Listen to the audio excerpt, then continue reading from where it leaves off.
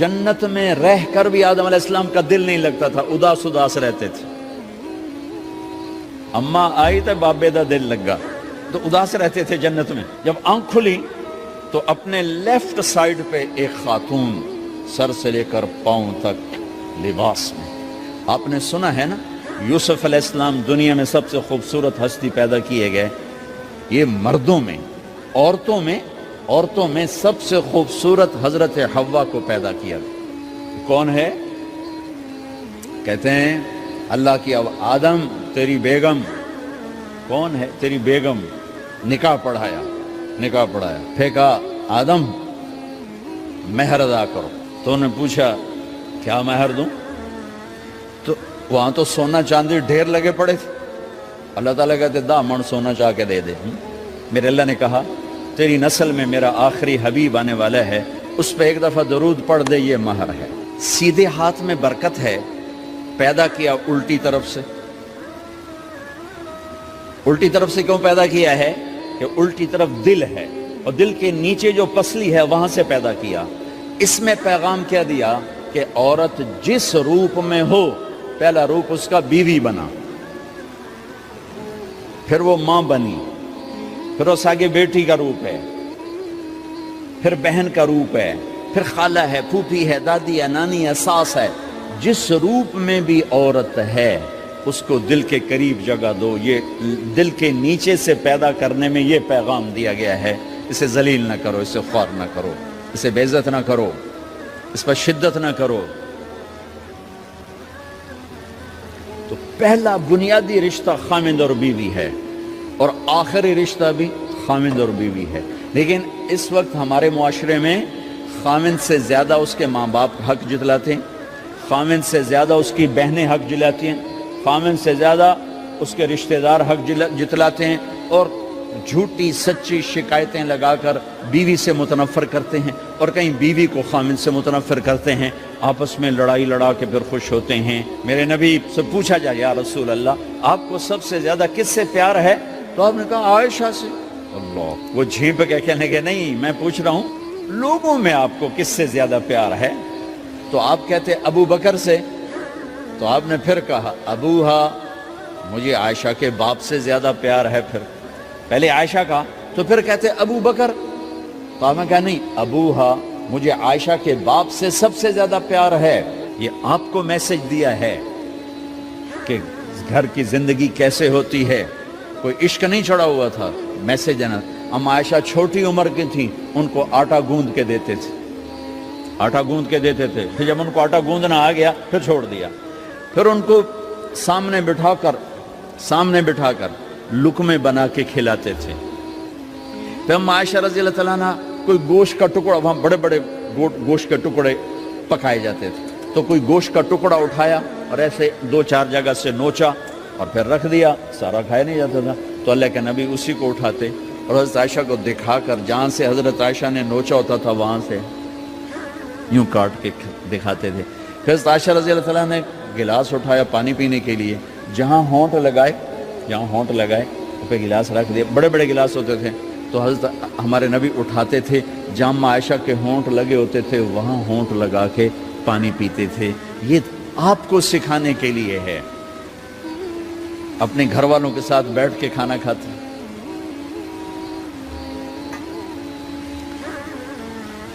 یہ میرے نبی کی معاشرت ہے، یہ میرے نبی کی زندگی۔ گھر میں جھاڑو دیتے، اپنے کپڑے خود دھوتے،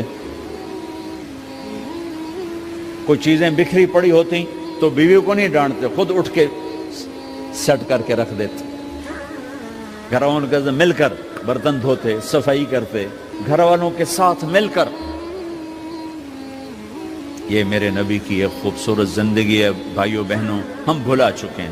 بیوی کے لیے خامد کو سب سے بڑا حقدار۔ بعض لڑکیاں ایسی نادانی کرتی ہیں کہ شادی کے بعد بھی اپنے ماں باپ کی آنکھ کو دیکھ کے چلتی ہیں۔ شادی کے بعد سب سے بڑا حق خامد کا ہے، شادی کے بعد سب سے بڑا حق خامد کا ہے۔ ماں باپ پیچھے چلے جاتے ہیں، بہن بھائی پیچھے چلے جاتے ہیں، لیکن یہ نادانیاں بھی دیکھنے کو ملتی ہیں کہ شادی کے بعد بھی ماں باپ اپنی بچی کو اپنے قابو میں رکھنے کی ترتیبیں سوچتے ہیں تو وہ بھی اپنی بچی کا گھر برباد کر دیتے ہیں۔ میرے نبی سے پوچھا گیا یا رسول اللہ عورت پر سب سے زیادہ کس کا حق ہے؟ تو آپ نے فرمایا اس کے خامند۔ ایک خاتون ہے، یا رسول اللہ میری شادی ہو رہی ہے تو میرے اوپر میرے خامند کا کیا حق ہے؟ تو آپ نے ارشاد فرمایا تیرے خامند کے جسم پر زخم ہو، زخموں میں پیپ پڑ جائے اور تو اپنی زبان سے چاٹ چاٹ کے زخم صاف کرے تو تو نے اپنے خامند کا حق ادا نہیں کیا۔ خامند کو سمجھایا کہ سب سے بہترین مسلمان وہ ہے جو بیوی سے اچھا سلوک کرتا ہے، اور میرا سب سے اچھا سلوک ہے اپنی بیویوں کے ساتھ، یعنی قاب قوسین او ادنا آپ کا مقام ہے، اللہ پاک کا دیدار اپنی آنکھوں سے کیا ہوا ہے، اور آپ ہمیں معاشرت سکھا رہے ہیں کہ ایک جہاد کے سفر سے واپس آ رہے ہیں، اما عائشہ ساتھ ہیں، تو آپ نے صحابہ سے کہا بھئی آگے چلے جاؤ، تو سارے آگے چلے گئے۔ جب سارے نظروں سے غائب ہو گئے تو آپ نے کہا عائشہ دوڑ لگاؤ گی میرے ساتھ؟ عائشہ نے نہیں کہا، میرے نبی نے کہا دوڑ لگاؤ گی؟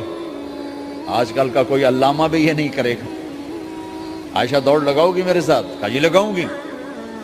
تو دوڑ لگائی تو عائشہ فرماتی ہے میں آگے نکل گئی، اللہ کے نبی پیچھے رہ گئے، چاہے آپ جان بوجھ کے آستہ ہوئے ہوں ان کی دل جوئی کے لیے۔ کچھ سال گزر گئے، پھر جہاد کے سفر سے واپسی ہو رہی ہے تو آپ نے صحابہ سے کہا بھائی آگے چلے جاؤ، تو سارے آگے چلے گئے، غائب ہو گئے۔ عائشہ دوڑ لگائیں؟ کہا جی لگائیں۔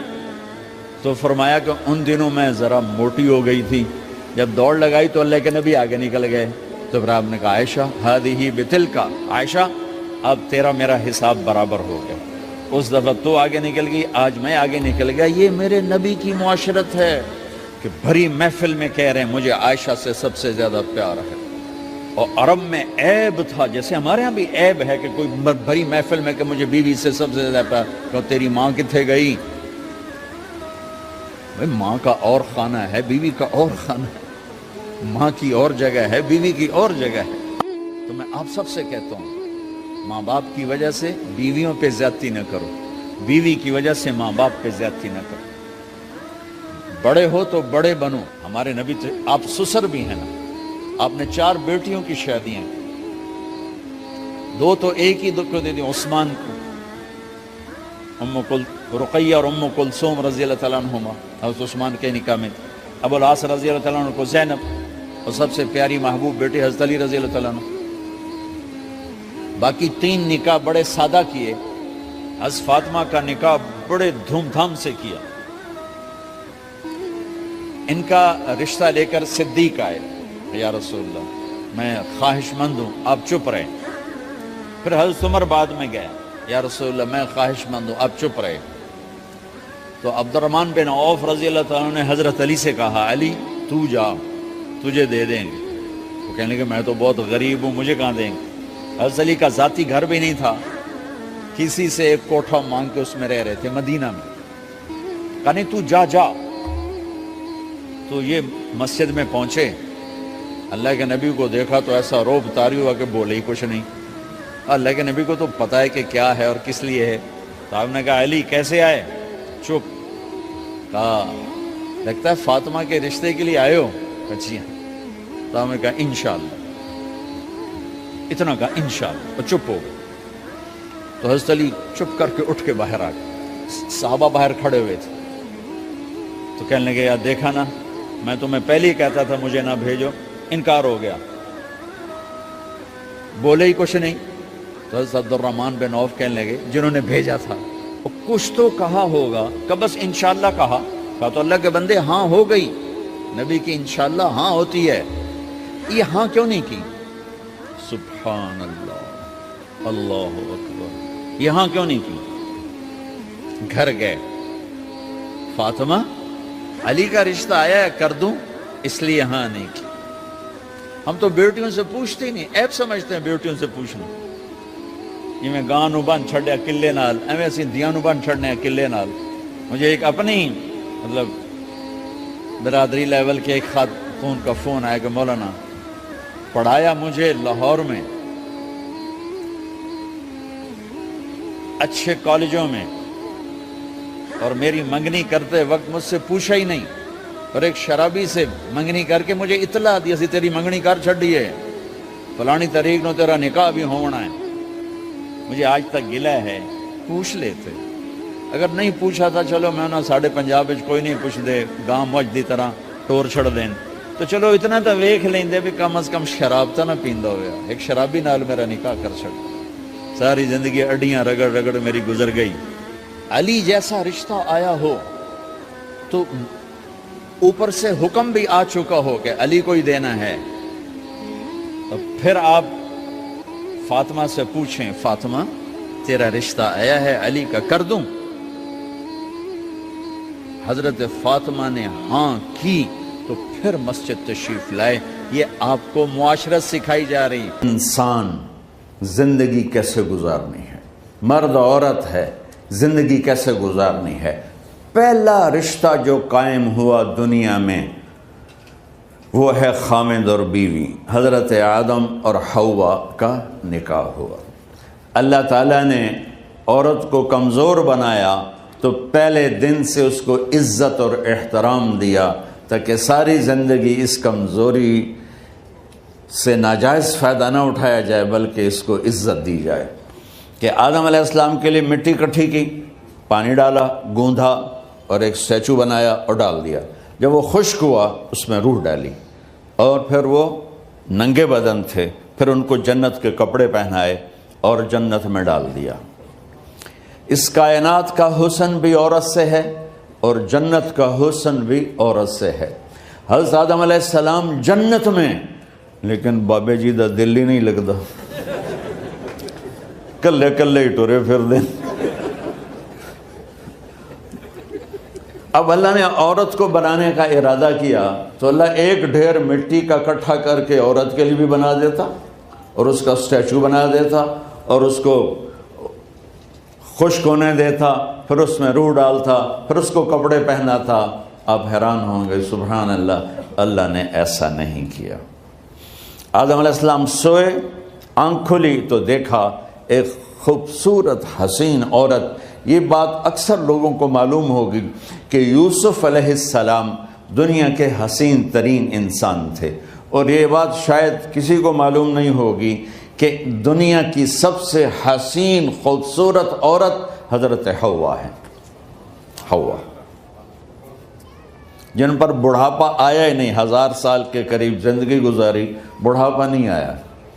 حضرت آدم اور حوا قریب قریب عمر تھی. حضرت آدم کی عمر تو کتابوں میں مل جاتی ہے 1000 برس, لیکن حضرت حوا کی عمر کتنی تھی یہ کہیں پڑھنے کو ملا نہیں, اس لیے میں اندازہ کرتا ہوں کہ قریب قریب ہوگی. بڑھاپا نہیں آیا, بیماری نہیں آئی. اور حضرت حوا کو مینسز بھی نہیں آتے تھے. یہ عجیب بات آپ کو بتاؤں, اللہ نے اتنا جنت کا ان کے اندر نمونہ رکھا. تو جب حضرت آدم کی آنکھ کھلی تو دیکھا ایک حسن کا پیکر, انہوں نے تو جنت ہی بھول گئی. کہنے لگے یا اللہ ہن دل ٹھریا جا کے, یا اللہ کون ہے؟ کہ تیری بیگم. کہ واہ جی واہ, موجاں ہی موجاں.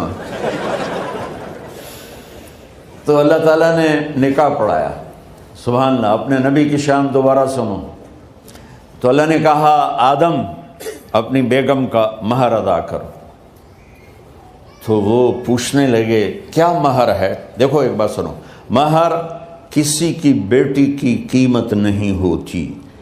$1 ہو یا $1 ٹریلین ہو, بیٹی کی کوئی قیمت نہیں ہوتی. یہ ایک نشان ہے کہ اس بچی پر اب یہ جو خامد ہے وہ موت تک خرچہ اس کے ذمہ ہے, بیوی کے ذمہ خرچہ نہیں ہے. خامد کما کے لائے گا اور اپنی بیگم کو کھلائے گا, اور بیوی گھر کی ذمہ داری نبھائے گی. تو خیر وہ الگ بات چلی جائے گی. اللہ تعالیٰ نے کہا کہ مہر ادا کرو. کہا جی کیا مہر ہے؟ تو میرے اللہ نے کہا تیری نسل میں میرا آخری نبی آئے گا, اس پہ ایک دفعہ درود پڑھ دے, یہ مہر ہے. اچھا, شروع دن سے ہے کہ میں نے قبول کیا. قبول کیا کا مطلب ہے کہ میں اس لڑکی کو قبول کر رہا ہوں، اس کی کمیوں کے ساتھ بھی خوبیوں کے ساتھ بھی. اور جب لڑکی کہتی ہے سائن کرنا قبول کیا ہے، یا زبان سے کہے قبول کیا ہے، تو یہ اس بات کی گارنٹی ہے کہ میں نے اپنے اس لڑکے کو خامد ہونے کے طور پہ قبول کیا، اس کی کمیوں کے ساتھ بھی، اس کی خوبیوں کے ساتھ بھی. اور جو ہی شادی ہو کر ڈولی سسرال کے گھر جاتی ہے تو ٹیسٹ شروع ہو جاتا ہے، کی کر دیے، باندھی کے میں، اٹھیندی کے میں، بول دی کے میں. اور اس میں بہت زیادہ نیگیٹو کردار ہے سسرال کا، کئی لڑکیوں کا، کیونکہ ہم نے اپنے نبی کی زندگی نہیں قبول کیا. یہ واجب ہے کہنا قبول کیا، کہ جس میں پیغام ہے کہ اب میں اس کی میں کوئی کمی ہے وہ بھی قبول کروں گی، کوئی خوبی ہے تو سر ماتھے پر. اور لڑکا کہتا ہے کہ میں اسے قبول کرتا ہوں، اس کی خوبیوں کے ساتھ بھی، کمیوں کے ساتھ بھی. یہ بات یاد رکھنا، پرفیکشن کبھی تلاش نہ کرنا، پرفیکشن کبھی تلاش نہ کرنا. اللہ نے 100 نمبر نہیں مانگے، 51، ایک نمبر اوپر ہو گیا. گناہ تمہارے 50 ہیں اور نیکی تمہاری 51 ہے، تو اس ایک پر ہم تمہیں جنت میں ڈال دیں. اب کوئی خامد اپنی بیوی میں پرفیکشن دیکھنا چاہے، بیوی اپنے خامد میں پرفیکشن دیکھنا چاہے، ساس سسر اپنی بہو میں، ساس سسر اپنے داماد میں، بھائی اپنے بھائی میں، ماں باپ اپنی اولاد میں، اولاد اپنے ماں باپ میں، جہاں یہ نظر ہوگی تو وہاں لڑائی ہوگی. کمیوں کے ساتھ قبول کرو. قبول کا لفظ اتنا واجب ہے، تو ڈر تو پھر بہ گئی تھی نا.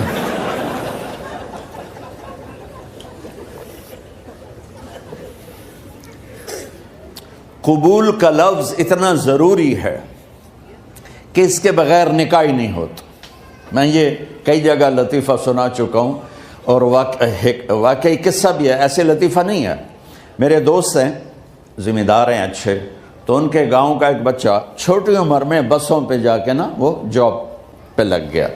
تو اس کا کام ہوتا ہے بس کو صاف کرنا، ڈرائیور کو چائے پلانا، اور جہاں کہیں رش ہو تو اس کو ڈائریکشن دینا، استاد جی کٹ لو، استاد جی آن دیو، استاد جی جان دیو. تو یہ اس کا محاورہ بن جاتا ہے.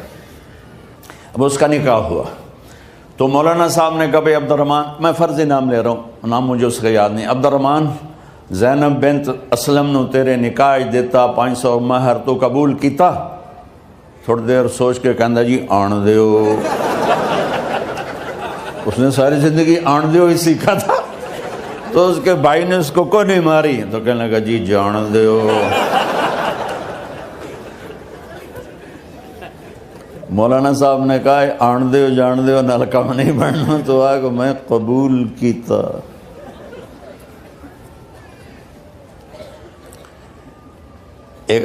یہ بھی صحیح واقعہ سنا رہا ہوں. ایک نوجوان نے بیوی کو 3 طلاق دے دی کٹھی. اب ہو گیا پریشان، مولانا صاحب کے پاس گیا، کوئی میرے جیسا ہوگا. مولانا صاحب 3 طلاق دے بیٹھا، کوئی مسئلہ کا حرام. کہا جی کوئی رستہ حرام، کوئی گنجائش حرام. اس نے جیب سے موٹا سا لفافہ نکالا اور مولانا کے جا نماز کے نیچے ڈال دیا. کہ مولانا صاحب کوئی گنجائش، کہ ہن تو سوچنا ہی پوے. کی آکھیا ہی تو اپنی بیگم نو؟ اس آکھیا جی میں آکھیا ہی 3 طلاق. اس آکھیا مبارک ہوئے طلاق نہیں ہوئی. میں آکھیا جی او کی میں؟ آکھیا او جڑا یہ طلاق ہے عربی دا لفظ، اس سے چاکھنا پمدا ہے طلاق.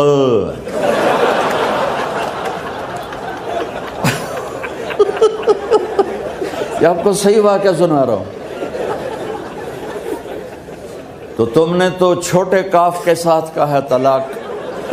او کاف تا کتے آلا ہے، موجاں کر. ایک لفافہ ہو رہا ہے تو چاہے ساری زندگی دا حلال کر دے. لفظ قبول اتنا ضروری ہے. تو میرے نبی نے 11 شادیاں کی، اللہ کی قسم شوق کی نہیں تھی. ما تزوجت وما زوجت الا بوحی من السماء نزل به جبریل. کہ لوگوں سن لو میری بات غور سے، مجھے عورت کی کوئی رغبت نہیں ہے. میں نے جہاں شادی کی، جہاں بیٹی کی شادی کی، پہلے اللہ نے آسمان سے جبریل بھیج کے حکم دیا، پھر میں نے قدم اٹھایا. تو پہلا رشتہ خاوند اور بیوی ہے جو اس کائنات میں جڑتا ہے.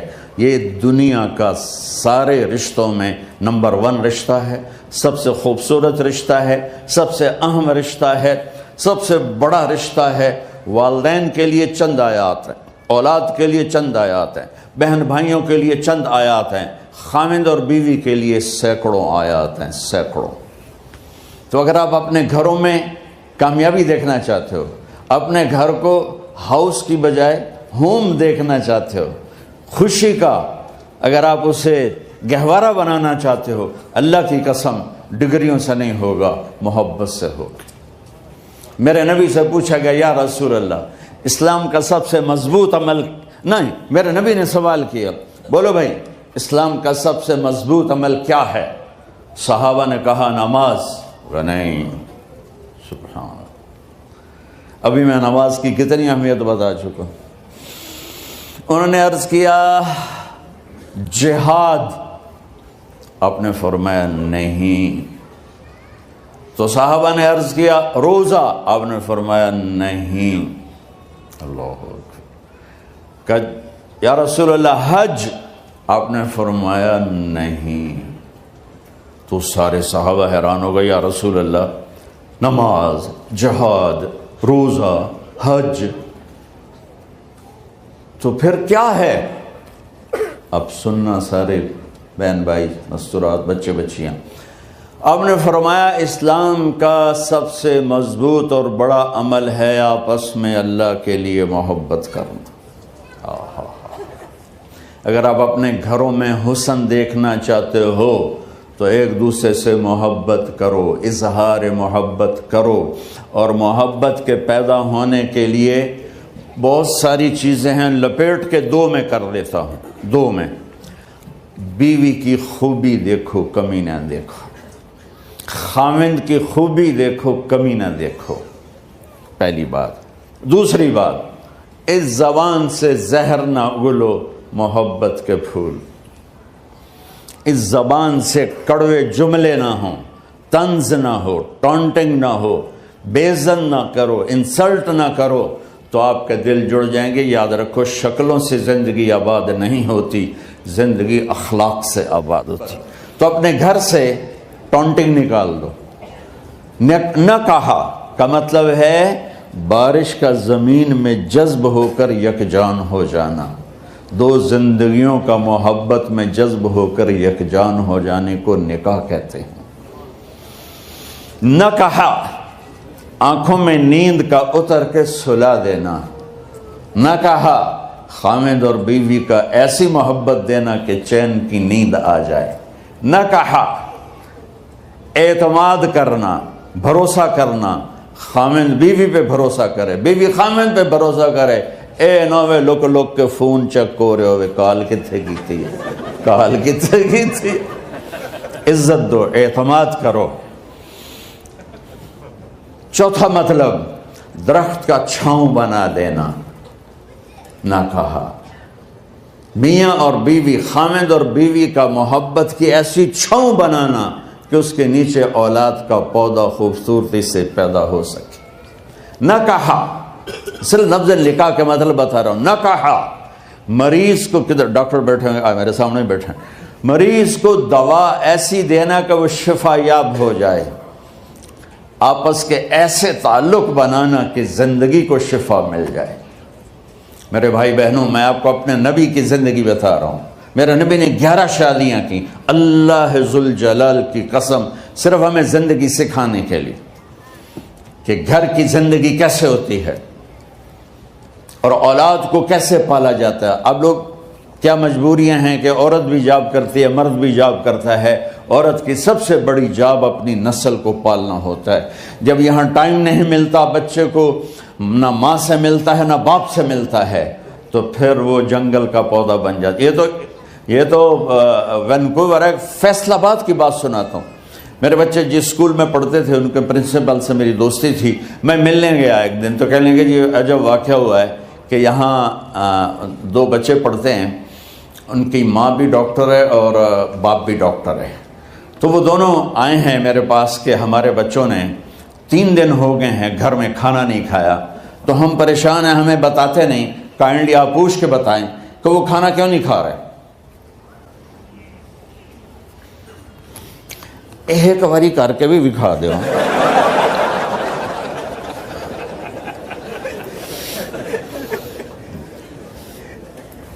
ہمارا دین اتنا خشک نہیں، ہمارے مولوی صاحبان نے زیادہ خشک بنا دیا.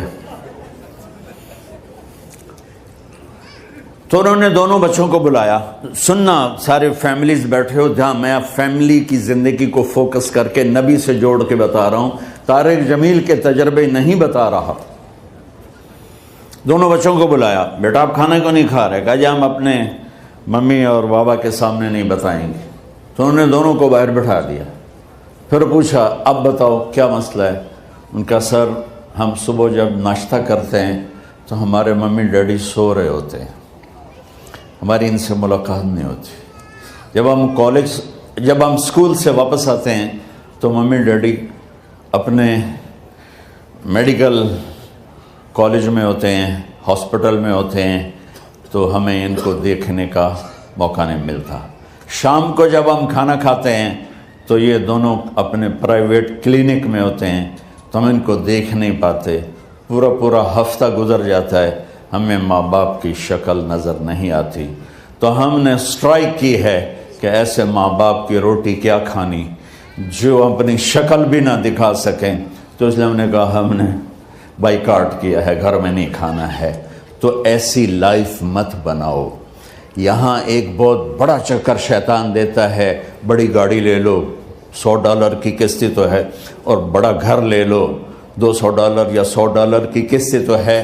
پھر میاں بھی کام کرے، بیوی بھی کام کرے، جو کہ بڑا گھر باقی رہے، تو خوشیاں تو مٹ گئیں. جو ڈبل جاب کرے گا، پھر ڈبل جاب کرتے ہیں. ڈبل جاب کرنے والا بیچارہ تھکا ہوا ذہن لے کے آتا ہے، وہ کیسے ٹائم دے گا اپنے بچوں کو خوشی کے ساتھ؟ جو ماں جاب کر کے آئے گی پھر کھانا پکائے گی، وہ جب اتنی تھک جائے گی تو اپنے بچوں کو کھلا ٹائم کیسے دے سکے گی؟ پوری کائنات کی ذمہ داری تھی میرے نبی کے سر پر، اور آپ اس کے باوجود روزانہ حسن حسین کے لیے وقت نکالتے تھے. اور انہوں کو آ کر کوئی لیکچر نہیں. دیکھو ماں باپ سے ایک بات کرتا ہوں، لیکچر تھوڑا دو، محبت زیادہ کرو. یہ نہ کرو، یہ کیوں کیا، یہ کرو، یہ کرو، یہ چھوڑ کر صرف سینے سے لگاؤ، صرف محبت دو. کمیوں سمیت بچوں کو قبول کرو، ان کی زندگی تبدیل ہو جائے گی. اتنے بڑے نبی، اتنی بڑی ذمہ داری، اور اتنا درد سینے میں کہ آپ کے سینے سے ایسے ابلنے کی آواز آتی تھی جیسے ہانڈی ابلتی ہے. اس کے باوجود آپ روزانہ کہتے این اللقا، میرے شرارتی بچے کدھر ہیں؟ تو وہ بھاگے بھاگے آتے. دیکھو میں فزیکل کر کے بتاؤں گا تاکہ آپ کو پتہ چلے زندگی کیسے گزاری. کہ میرے شرارتی بچے کدھر ہیں؟ 7 بر اعظم کی ذمہ داری ہے. وہ تھوڑی چھوٹیاں جابن تو تسی کہتے ہو بزی بڑے ہیں. میرے نبی پہ 7 بر اعظم کے انسانوں کی ذمہ داری ہے، اور آخری آنے والے انسان تک کی ذمہ داری ہے. اس سے بڑی جاب کس کی ہوگی کائنات میں؟ اور پھر آپ روزانہ آتے ہیں این اللقا، میرے شرارتی بچے کدھر ہیں؟ تو حسن حسین بھاگے بھاگے آتے. آپ ان کے لیے یوں ہو جاتے تھے، آؤ بھائی میری کمر پہ چڑھ جاؤ. اپنے نبی کی عظمت کو جانو کہ انہوں نے زندگی کیسے سکھائی. چاند کے 2 ٹکڑے کر دینا کوئی معمولی بات ہے، آسمان چیر کے چلے جانا معمولی بات ہے، ایک زندگی سکھا کے جانا سب سے بڑی بات ہے۔ کتنی اولادیں برباد ہو گئی ماں باپ کی وجہ سے، کتنے گھر اجڑ گئے ساس سسر کی وجہ سے، کتنے گھر اجڑ گئے لڑکی کے بدتمیز ہونے کی وجہ سے، کتنے گھر اجڑ گئے لڑکے کے شرابی اور باہر کی گندگی کی وجہ سے۔ زندگی سیکھو۔ یہ اتنے بڑے نبی ہو کر آپ یوں ہو رہے ہیں جیسے میں نے آپ کو کر کے دکھایا، دونوں کو اوپر بٹھا لیتے اور کمرے میں چکر لگاتے تھے، پھر یوں کر کے پوچھتے تمہارا اونٹ کیسا ہے، پھر دونوں کو اتار دیتے اور اپنی نواسی زینب جن کو حضرت علی کی وراثت ملی، کس کی؟ علم کی، فصاحت اور بلاغت کی، ان کو کمر پہ بٹھا لیتے اور اکیلی زینب کو پورے گھر میں چکر لگواتے تھے۔ اور بھی دکھ ہیں زمانے میں محبت کے سوا، راحتیں اور بھی ہیں وصل کی راحت کے سوا، کیا صرف کمانا ہی کام ہے؟ ادھار کی زندگی سے بچو، خوش و خرم رہو۔ اس کو قسط دینی ہے، یہ قسط دینی ہے، یہ قسط دینی ہے، یہ دینی ہے، سر میں درد نہیں ہوگا تو اور کیا ہوگا؟ تو آپ اتنے بڑے عظیم ہو کر وقت نکال رہے ہیں۔ اور حضرت ابو ہریرہ فرماتے ہیں میری آنکھوں نے دیکھنا سارے کہ آپ نے کبھی حسن کبھی حسین یہاں جیسے مائیں کرتی ہیں ادھر کھڑا کیا ہوا ہے اور جھولا جھولا رہے ہیں ایسے، اور ان کے دونوں ہاتھ پکڑ کر کہہ رہے ہیں آ جاؤ اوپر، آ جاؤ اوپر، آ جاؤ، آگے پہاڑی ہے، اوپر آ جاؤ، آگے پہاڑی ہے۔ تو ایسے ایسے آتے، اور اوپر آؤ، وہ یہاں آ جاتے، آگے آؤ، وہ یہاں آ جاتے، آگے آؤ، وہ یہاں آ جاتے، تو پھر آپ یوں ہو جاتے، آگے آؤ، تو چڑھتے چڑھتے یہاں آ جاتے، یہاں جب وہ یہاں آ جاتے تو آپ ان کے ہاتھ فکس کر کے آگے بڑھ کر ان کے ہونٹوں کا بوسہ لیتے اور کہتے یا اللہ میں ان سے پیار کرتا ہوں، تو بھی ان سے پیار فرما۔ بھائیو اللہ کی قسم، پیسے سونے چاندی سے زندگی میں خوبصورتی نہیں آتی، نبی کی غلامی سے زندگی میں خوبصورتی آتی ہے۔ اتنے بڑے نبی ہیں اور حضرت عائشہ سے کہہ رہے ہیں دوڑ لگائیں۔ یہاں کسی مولانا سے پوچھو اپنی بیوی سے کبھی کہا اس نے کہ دوڑ لگائیں؟ الٹا سوٹا لے آتے کھل ہو جائے گا۔ عائشہ دوڑ لگائیں، اور واپسی کہاں سے ہو رہی ہے؟ دوڑ کہاں لگ رہی؟ جہاد کے سفر سے واپسی ہو رہی۔ اور آپ نے اپنے صحابہ سے کہا سب آگے چلے جاؤ۔ جب سارے آگے چلے گئے اور کوئی نظر نہیں آ رہا تو آپ نے کہا عائشہ آؤ دوڑ لگائیں۔ تو حضرت عائشہ کہتی ہم نے دوڑ لگائی تو میں آگے نکل گئی لیکن ابھی پیچھے رہ گئے۔ کچھ سال گزرے تو پھر ہم سفر سے واپس آ رہے تھے تو آپ نے صحابہ سے فرمایا سب آگے چلے جاؤ، چلے گئے۔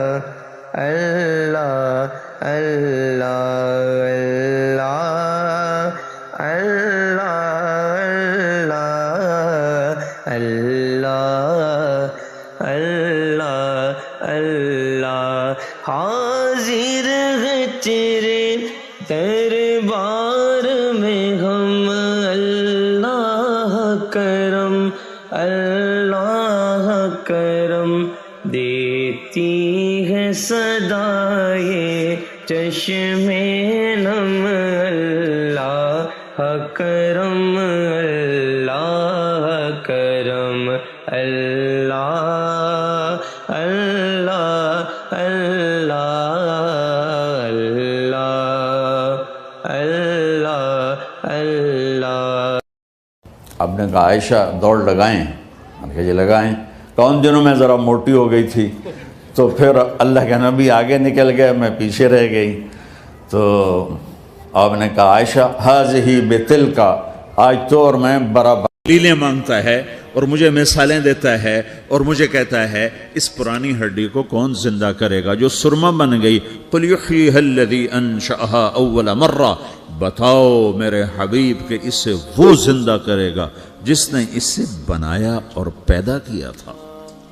وہو بکل خلق علیم، ہر مخلوق پر اس کی نظر ہے، اندھیرا اجالا برابر ہے، اوپر نیچے برابر ہے، زمین کا اندر زمین کا اوپر برابر ہے، سمندر کے اوپر سمندر کے نیچے برابر ہے۔ 800 میٹر کے بعد سورج کی روشنی سمندر کے اندر سفر نہیں کر سکتی، 800 میٹر کے بعد نیچے اندھیرا ہے، کالی رات ہے، اوپر 12 بجے کا سورج ہے اور آسمان صاف ہے اور چمکتی دھوپ ہے، اور سمندر میں 800 میٹر کے بعد اندھیرا ہے اور اس میں کھرب ہا کھرب ملین ٹریلین اللہ مچھلیوں کو پیدا بھی کرتا ہے، زندگی بھی دیتا ہے، رزق بھی دیتا ہے، موت بھی دیتا ہے، غذا بھی پہنچاتا ہے۔ کسی ایک سے ایک لمحے کے لیے میرا رب غافل نہیں ہے۔ لا يعزب عن ربك من مثقال ذرہ، ایک ذرے سے ایک ذرہ بھی تیرے رب کی نظر سے چھپ نہیں سکتا۔ اینما تکونوا یأت بکم اللہ جمیعا، جدھر جاتے ہو چلے جاؤ، اللہ کھینچ کے واپس لائے گا، اپنے سامنے کھڑا کرے گا۔ تو موت کے بعد کیا ہے؟ میں مختصر ہر چیز کا جواب قرآن سے دے رہا ہوں۔ موت کے بعد کیا ہے؟ تو میرا رب کہتا ہے یوم نسیر الجبال، میرا رب کہتا ہے پہلے ایک ہے طارق جمیل کی موت اور ایک ہے کل کائنات کی موت۔ ابھی مارتا ہوں ایک ایک کو اور ایک دن ماروں گا سب کو۔ وہ کیا ہے؟ اذا وقعت الواقعہ، اس نے ہونا ہے، لیس لوقعتها کاذبہ، اسے روک کوئی نہیں سکتا، اسے جھٹلا کوئی نہیں سکتا۔ خافضۃ الرافعہ، کچھ اونچے کچھ نیچے۔ کیسے ہوگا؟ اذا رجت الارض رجا، زمین میں زلزلہ، وبست الجبال بسا فکانت ہباء منبثا، اور پہاڑ تھر تھرائے کپ کپائے اور ریزہ ریزہ ہو گئے۔ یہ ایک دن آنے والا ہے، یوم تشقق السماء، آسمان پھٹے گا، اذا السماء انفطرت واذا الكواكب انتثرت واذا البحار فجرت واذا القبور بعثرت، ہر شے اکھڑ گئی، ہر شے کو اکھاڑ پچھاڑ دیا۔ اذا الشمس كورت، سورج، واذا النجوم انكدرت، ستارے، وَإِذَا الْجِبَالُ سُيِّرَتْ، پہاڑ، وَإِذَا الْعِشَارُ عُطِّلَتْ، جانور، وَإِذَا الْبِحَارُ سُجِّرَتْ، یہ تمہارا دو سمندر، یہ سب میرا رب کہتا ہے مٹا دوں گا، ختم کر دوں گا، کچھ باقی نہیں چھوڑوں گا۔ كُلُّ مَنْ عَلَيْهَا فان، ہر شے کو فنا ہے۔ وَيَبْقَى وَجْهُ رَبِّكَ ذُو الْجَلَالِ وَالْإِكْرَامِ، ایک تیرے رب کو بقا ہے، باقی سب کو موت ہے۔ سب کو موت دے کر پھر اللہ ملک الموت سے پوچھے گا، موت کے فرشتے سے، کون باقی ہے؟ حالانکہ اللہ کو پتا کون باقی، زمین والے مر گئے، آسمان والے مر گئے، پیچھے رہ گئے 4 فرشتے جنہوں نے عرش کو پکڑا ہوا ہے اور 4 فرشتے جو اللہ کے مقرب ہیں۔ تو اللہ تعالیٰ پوچھے گا کون باقی؟ وہ کہے گا یا اللہ بھائی یہ فرشتے باقی ہیں۔ تو اللہ تعالیٰ فرمائیں گے عرش کے فرشتوں کو موت دے دو، تو دھڑم گریں گے عرش کے فرشتے۔ پھر اللہ تعالیٰ کہا کون باقی؟ تو وہ کہیں گے یا اللہ یہ جبریل، میکائیل، اسرافیل اور تیرا غلام۔ تو اللہ تعالیٰ فرمائے گا جبریل میکائیل مر جائیں، تو اللہ کا عرش بول پڑے گا، عرش یا اللہ جبریل میکائیل کو بچا لو۔ تو اللہ تعالیٰ فرمائے گا اسکت فقط کتبت الموت علی من کان تحت عرشی، چپ ہو جاؤ، میرے عرش کے نیچے سب کو مرنا ہے۔ یہ کیا دنیا ہے، یہ کیا دنیا ہے؟ کس کے پیچھے ایمان کے سودے ہو رہے ہیں؟ کس کے پیچھے جھوٹ بول بول کے مال بیچے جا رہے ہیں؟ کس کے پیچھے رشتے اور ناتوں کو توڑا جا رہا ہے؟ کس کے پیچھے بھائی بھائی سے لڑ رہا ہے؟ یہ کیا ہے؟ یہ کیا دھوکہ ہے؟ یہ دھوکے کا گھر، یہ مچھر کا پر، یہ مکڑی کا جالا۔ گزر جاؤ اس سے اپنی آخرت کا سامان تیار کرتے ہوئے۔ پھر اللہ کہے گا کون باقی؟ کہے گا یا اللہ اسرافیل اور تیرا غلام۔ اسرافیل کے ہاتھ میں وہ سور ہے جو پھونک رہا ہوگا۔ تو اللہ تعالیٰ کہے گا اسرافیل مر جائے، وہ گیا اسرافیل، اور جو سور تھا وہ اڑ کر جیسے یہ فانوس لٹکا ہوا چھت کے ساتھ، ایسے عرش کے ساتھ جا کر وہ لٹک جائے گا سور۔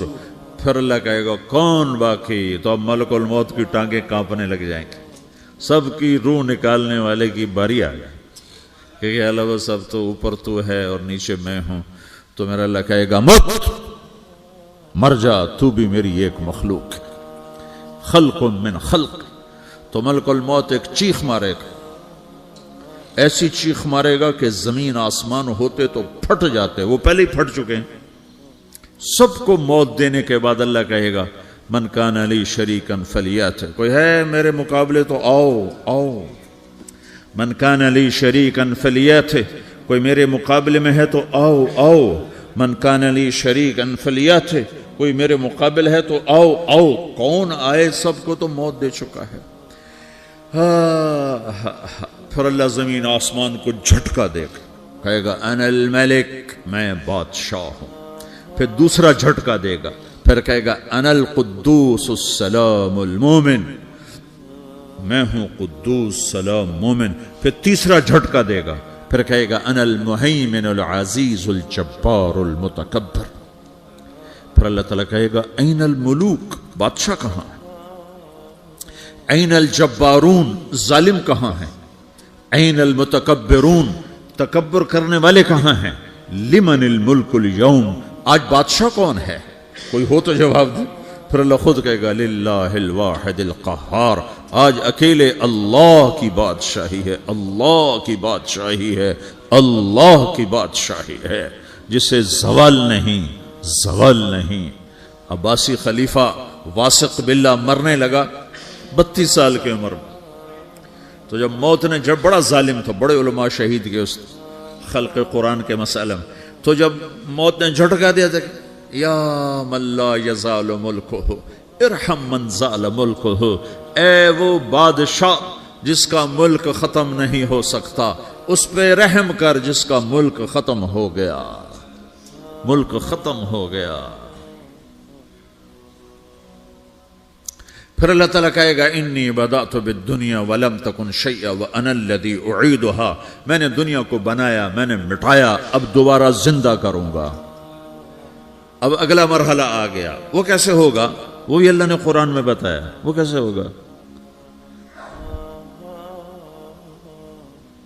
یوم نسیر الجبال، ہم پہاڑوں کو ہٹا دیں گے، سمندر مٹا دیں گے، وَتَرَى الْأَرْضَ بَارِزَةً، زمین ننگی ہوگی، کھلی، نہ پہاڑ، نہ صحرا، نہ دریا، نہ سمندر، نہ جھیل، نہ ساؤتھ پول، نہ نارتھ پول، جہاں برف جمی ہوئے، قاعًا صفصفا، وحشرناہم، اور پھر میں تمہیں جمع کروں گا، فلم نغادر منہم احدا، ایک بھی پیچھے نہیں چھوڑوں گا، کس لیے؟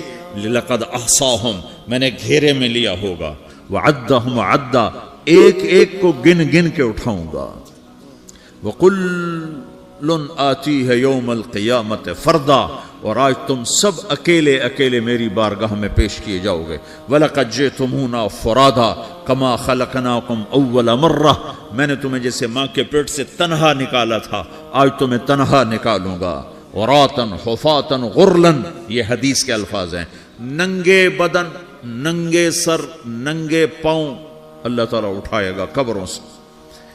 ہو خبر پھٹے گی، قبر پھٹے گی تو پھر کیا ہوگا؟ پھر کیا ہوگا؟ تو جنہوں نے اللہ کو ناراض کیا ہوگا وہ قبر سے نکلتے ہی کہیں گے یہ تو وہ دن آ گیا جس سے ہمیں لوگ ڈراتے تھے، تیاری کر لو تیاری کر لو، تو کہیں گے یا ویلنا من بعثنا من مرقدنا، قرآن سورہ یاسین، کہیں گے ہائے ہمیں کس نے اٹھا دیا، ارے ہمیں موت ہی دے دو، یہ کس نے اٹھا دیا۔ تو جنہوں نے اچھی زندگی گزاری ہوگی وہ قبروں سے، وہ بھی قبروں سے نکلیں گے تو وہ ان کو جواب دیں گے ھذا ما وعد الرحمن وصدق المرسلون، یہی تو وہ دن ہے جس کا اللہ نے وعدہ کیا تھا اور نبیوں نے سچی خبر سنائی تھی، اسی کے لیے تو ہم تیاری کرتے رہے تم غافل رہے۔ پھر میرا رب جمع کرے گا سورے، کیسے جمع کرے گا؟ یومئذ تعرضون لا تخفى منکم خافیہ، آج تم سب اللہ کے بارگاہ میں پیش ہوگے، کوئی چھپ نہ سکے گا، سب کھڑے ہوئے ہیں۔ اور پھر کیا ہوگا؟ وجاء ربک والملک صفا صفا، پہلے فرشتے آئیں گے، پہلا آسمان، دوسرا، تیسرا، چوتھا، پانچواں، چھٹا، ساتواں آسمان کے فرشتے آئیں گے، پھر میرے رب کا عرش آئے گا، وجاء ربک والملک صفا صفا، میرا رب آئے گا، وَيَحْمِلُ عَرْشَ رَبِّكَ فَوْقَهُمْ يَوْمَئِذٍ ثَمَانِيَةٌ 8 فرشتوں نے عرش کو اٹھایا ہوا ہوگا. 8 فرشتوں نے. آج اب 4 ہیں, اس دن 8 ہوں گے, انہوں نے اٹھایا ہوا ہوگا. اور وہ اوپر سے نیچے آئے گا اللہ کا عرش. اس کی آواز اور دہشت سے سارا مجمع مرد عورت بے ہوش ہو کے گر جائے گا, سب بے ہوش. کیا نبی, کیا شہید, کیا بڑے, کیا چھوٹے. پھر میرے نبی نے فرمایا سب سے پہلے مجھے ہوش آئے گا, سب سے پہلے مجھے ہوش ہے. میں کھڑا ہو کر دیکھوں گا تو موسیٰ علیہ السلام اللہ کے عرش کا پایا پکڑ کے کھڑے ہوں گے. تو آپ نے فرمایا مجھے نہیں پتا وہ مجھ سے پہلے بے ہوش میں آئے یا اللہ نے ان کو بے ہوش ہی نہیں کیا. اس بے ہوشی کے بدلے میں جو دنیا میں دے دی تھی, جب انہوں نے کہا تھا تجھے دیکھنا چاہتا ہوں, تو اللہ نے کہا نہیں دیکھ سکتے, اب تھوڑا دکھا دے. تو اللہ نے تجلی ڈالی تو 40 دن کے لیے بے ہوش ہو گئے. 40 دن کے بعد ہوش آیا. تو سب سے پہلے میرے نبی کو ہوش آئے, پھر باقیوں کو ہوش آئے گا. پھر اللہ سب سے پہلے ابراہیم علیہ السلام کو جوڑا پہنائے گا. اول من یکسا ابراہیم, انبیاء بھی ننگے اٹھائے جائیں گے. تو سب سے پہلے اللہ تعالیٰ ابراہیم علیہ السلام کو کپڑے پہنائے گا. پھر اللہ اپنے فرما, اس کے بعد اللہ تعالیٰ مجھے پہنائے گا. پھر اللہ تعالیٰ اس کے بعد سارے انبیاء کو پہنائے گا. اس کے بعد کون ہے؟ ڈاکٹر صاحب, صدر صاحب, وزیر صاحب, کون؟ اس کے بعد آپ نے فرمایا اللہ مؤذنین کو کپڑے پہنائے گا. مؤذن وہ تمہارے تنخواہ لینے والا, ہر کوئی ڈانٹتا ہے جس کو اذان دیر سے کیوں دی, اذان جلدی کیوں دی.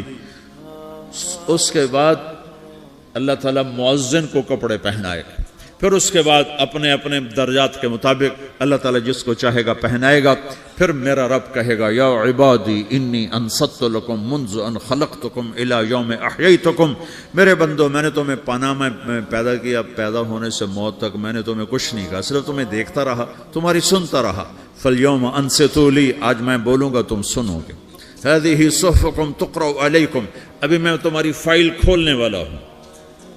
یوم تبلی السرائر فما له من قوت ولا ناصر, دنیا میں پردے ڈالتا ہوں. رات کو زنا ہو رہا ہے, پردے ڈال رہا ہے. رات کو تہجد کوئی پڑھ رہا ہے, پردے ڈال رہا ہے. ایک رات کو ننگا ناچ دیکھ رہا ہے, اللہ پردے ڈال رہا ہے. ایک رات کو دعائیں مانگ مانگ کے رو رہا ہے, اللہ پردے ڈال رہا ہے. ایک جھوٹ بول کے سودا بیچ رہا ہے, اللہ پردہ ڈال رہا ہے. ایک سچ بول کے بیچ رہا ہے, اللہ تعالیٰ پردہ ڈال رہا ہے. لیکن کہ یوم تبلی السرائر, آج ہم پردے اٹھا دیں. ہم کہیں گے وامتازوا اليوم ایھا المجرمون, آج نافرمانوں کو الگ کر دو. ہاں, یہ دنیا جزا سزا کی جگہ نہیں ہے, یہ امتحان ہے. پھر میرا رب کہے گا جنت آئے, ازلفت الجنت للمتقین. پھر میرا رب کہے گا جہنم آئے, وبرزت الجحیم للغاوین. پھر رب کہے گا پل صراط بچھایا جائے, وَإِن مِّنكُمْ إِلَّا وَارِدُهَا. پھر اللہ فرمائے گا ترازو لایا جائے, ترازو. وَنَضَعُ الْمَوَازِينَ الْقِسْطَ لِيَوْمِ الْقِيَامَةِ. پھر میرا رب کہے گا حساب شروع کیا جائے, بلاؤ فلاں بن فلاں کو بلاؤ. یجاء بابن آدم یوم القیامہ فیوقف بین یدی اللہ تعالی کأنہ بزج. ہر آدمی کو, فرشتے, مرد کو, عورت کو اللہ کے سامنے جب کھڑا کریں گے تو ایسے کانپے گا جیسے چھوٹا بکری کا بچہ کانپتا, ایسے کانپ رہا ہوگا ایسے. تو اللہ تعالیٰ کہے گا اعطیتک وخولتک وانعمت علیک ارنی ماذا صنعت فیہا. میرے بندے تجھے پاناما میں بہت کچھ دیا تھا, تو آج کیا لائے ہو میرے لیے, دکھاؤ تو صحیح. تو جو اسی کے چکر میں پڑا رہا اور آگے کچھ نہ بھیجا, وہ کہے گا یا رب جمعتہ وثمرتہ وترکتہ اکثر ما کان. یا اللہ وہ تو میں وہیں پاناما میں چھوڑ کے آ گیا, اگر اجازت ہو تو میں لے آؤں. تو اللہ کہے گا پاناما تو مٹ چکا ہے, تو میں اپنی طرف سے کہہ رہا ہوں. اللہ تعالیٰ کہے گا نہیں نہیں وہ نہیں, ارنی ماذا قدمت, جو پیچھے چھوڑ کے آئے ہو میں اس کا سوال نہیں کر رہا, جو آج لائے ہو وہ کدھر ہے. لاؤ بھائی, اس کی اچھائی بھی لاؤ, برائی بھی لاؤ, نیکی بھی لاؤ, گناہ بھی لاؤ, اچھا بھی لاؤ, برا بھی لاؤ, جھوٹ بھی لاؤ, سچ بھی لاؤ. آج لاؤ, بندگی بھی لاؤ, غفلت بھی لاؤ, ظلم بھی لاؤ, عدل بھی لاؤ. ہر چیز کو تولو. دنیا میں آپ چیزیں تولتے ہو, آخرت میں اللہ عمل تولے گا. ہائے ہائے جس کے عمل گھٹ گئے اور گناہ بڑھ گئے, تو اللہ اکبر, ایک فرشتہ اعلان کرے گا ان فلان ابن فلان قد خفت موازینہ وشقی شقاء لا یسد بعدہ ابدا، فلاں فلاں کا بیٹا، فلاں فلاں کی بیٹی، اس کی نیکیاں گھٹ گئیں، وہ ہار گیا، وہ ہار گئی، اب یہ کبھی کامیاب نہ ہوگا۔ تو اللہ کہے گا خودو ہو، پکڑو، تو پولیس آتی ہے، پکڑا، ہتھ کڑی لگاتی ہے،